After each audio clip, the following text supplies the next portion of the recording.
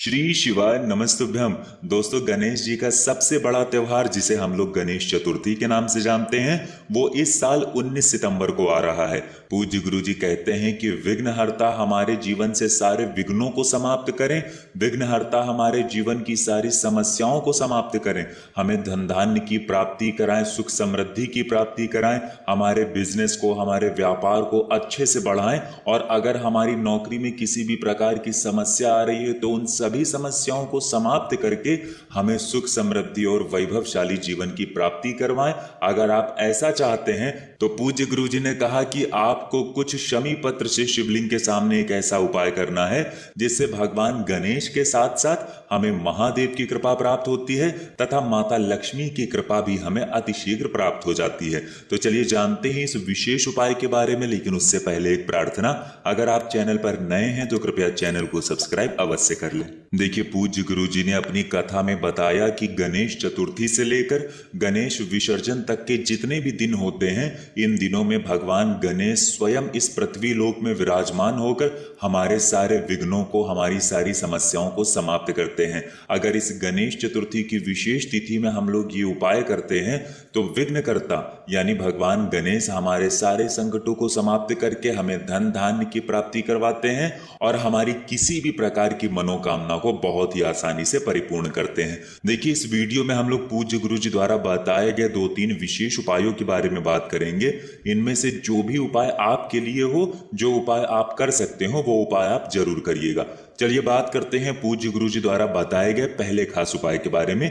लेकिन उससे पहले सामने स्क्रीन पर आपको एक प्रश्न दिखाया जा रहा है। इसमें आपको बताना है कि श्री गणेश जी का सिर धड़ से किसने अलग किया था, श्री विष्णु जी ने या फिर महादेव जी ने। इनमें से जो भी उत्तर सही हो वो आप कमेंट करके जरूर बताइएगा।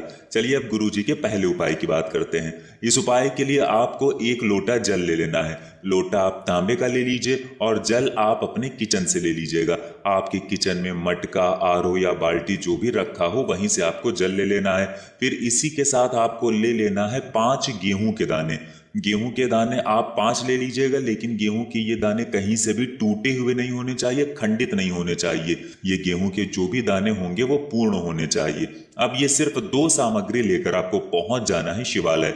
पूज्य गुरु जी ने कहा कि ये उपाय उन लोगों को करना है जिनके जीवन में संकट, परेशानियां, विघ्न बहुत ज्यादा हैं। ऐसे लोग जिनको लगता है कि उनका कोई भी कार्य सफलता प्राप्त नहीं कर पा रहा है, उनके जीवन की एक समस्या समाप्त नहीं होती और दूसरी समस्या पहले आ जाती है। व्यापार अच्छे से चल नहीं रहा है, नौकरी में लगातार कोई ना कोई विघ्न बना हुआ है, तो ऐसे लोगों को ये उपाय करना है। देखिए, अब ये 2 सामग्री लेकर आप शिवालय पहुंच गए। पूज्य गुरु जी ने कहा कि इस गणेश चतुर्थी के दिन ये उपाय आप अगर सुबह करना चाहें तो सुबह कर लें या फिर शाम को करना चाहें तो शाम को कर लें। पूरे दिन में आप किसी भी समय इस उपाय को कर सकते हैं। अब शिवालय पहुंचकर सबसे पहले आप जो 5 गेहूं के दाने लेकर गए हैं, उन 5 गेहूं के दानों में से 4 गेहूं के दाने आपको अलग निकाल लेने हैं और इस 1 लोटे जल से थोड़ा जल आपको इन 4 गेहूं के दानों के ऊपर समर्पित कर देना है। गेहूं के दानों को आप थोड़ा सा गीला कर लेंगे। अब ये गेहूं के 4 दाने आपको शिवलिंग में जो श्री गणेश जी का स्थान होता है वहां पर समर्पित कर देना है। श्री गणेशाय नमः इस मंत्र का स्मरण करते जाइए और ये 4 दाने श्री गणेश जी के स्थान पर समर्पित कर दीजिए। सामने आपको वीडियो में समझाने का प्रयास किया जा रहा है। जिस स्थान पर ये दाने रखे गए हैं उसी स्थान पर आपको ये दाने समर्पित कर देना है। फिर इसके बाद 1 लोटा जल जो आपके पास है उससे थोड़ा जल आप इसी स्थान पर समर्पित कर दीजिए और श्री शिवाय नमस्तुभ्यम मंत्र का स्मरण कर लीजिए। फिर आपके पास जो 1 गेहूं का दाना बचा हुआ है वो गेहूं का दाना आप इस 1 लोटे जल में डालिए और आपके जीवन में जो भी विघ्न है, जो भी संकट है, जो भी समस्या है, उन समस्याओं का स्मरण करते हुए ये पूरा जल आप शिवलिंग के ऊपर धीरे धीरे समर्पित करते जाइए और लगातार शिव महापुराण के मूल मंत्र श्री शिवाय नमस्तुभ्यम का स्मरण करते जाइए। पूज्य गुरु जी ने कहा कि जल समर्पित करने के बाद अगर आपके जीवन में संकट, समस्याएं, कष्ट, विघ्न ये सब बहुत ज्यादा हैं तो आपको श्रम्भेश्वर महादेव का स्मरण करना है। फिर उसके बाद वापस अपने घर आ जाना है। पूज्य गुरु जी ने कहा कि अगर आप साल की सबसे बड़ी गणेश चतुर्थी के दिन ये उपाय करते हैं तो हम आपको यकीन दिलाते हैं कि आपके जीवन में जितने भी संकट हैं, जितनी भी समस्याएं हैं, वो महादेव की कृपा से बहुत ही जल्द समाप्त हो जाएंगी। अब इसके बाद बात करते हैं पूज्य गुरु जी द्वारा बताए गए दूसरे खास उपाय के बारे में।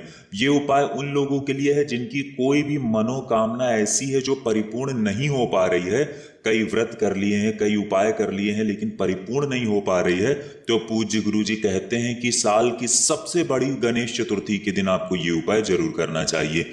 इस उपाय के लिए आपको सिर्फ 9 शमी पत्र ले लेने हैं। अगर आपके पास शमी पत्र नहीं है तो शिवलिंग के ऊपर चढ़े हुए शमी पत्र को आप उठाकर जल से शुद्ध करके फिर उनका इस्तेमाल भी कर सकते हैं। फिर ये 9 शमी पत्र लेने के बाद आपको एक दीपक ले लेना है। दीपक आप चाहें तो मिट्टी का ले लें या फिर आप अपने घर पर शुद्ध आटा माड़कर उसका भी दीपक प्रज्वलित कर सकते हैं। बस आपको ध्यान रखना है कि इस दीपक में आप घी का इस्तेमाल करेंगे और साथ ही साथ इसमें आप गोल रुई की बत्ती का इस्तेमाल करेंगे।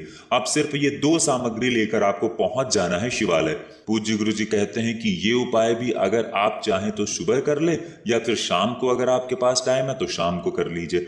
देखिए सामने आपको शमी पत्र दिखाया जा रहा है, ये पूरा एक शमी पत्र होता है। कई बार कुछ ऐसे प्रश्न होते हैं कि शमी पत्र की डाल कैसे तोड़नी चाहिए, एक शमी पत्र किसको कहते हैं, तो आप सामने स्क्रीन पर देख सकते हैं ये पूरा एक शमी पत्र होता है। ऐसे आपको 9 शमी पत्र ले लेने हैं।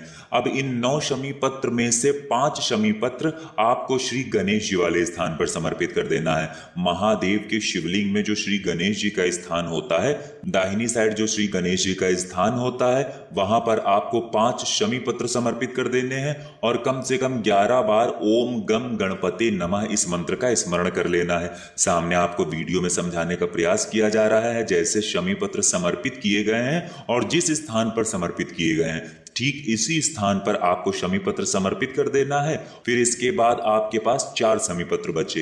इन 4 शमी पत्र में आप 3 शमी पत्र शिवलिंग के ऊपर समर्पित कर देंगे और 11 बार श्री शिवाय नमस्तुभ्यम मंत्र का स्मरण कर लेंगे।